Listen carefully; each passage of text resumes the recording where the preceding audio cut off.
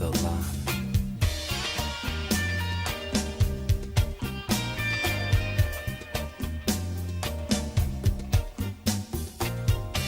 Yn ei gwysen roedd gallu ei llinach, deall hen ei theulu, hithau'r un fath ar hyn fydd, yn gweu hanes ac wenu.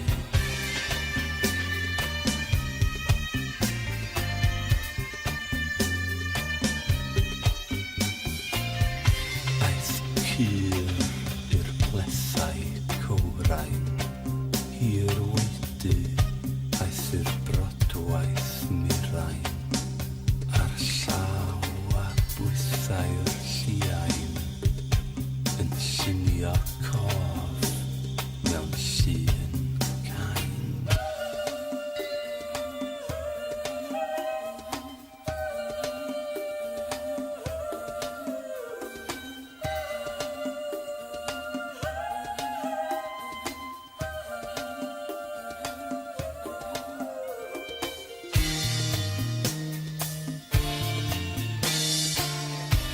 Hen wraig drist ar grigiau draw,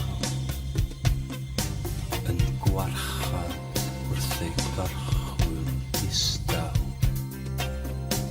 awen ei llwyd yn ei llaw, llwydwyll gwaeddiad llydaw.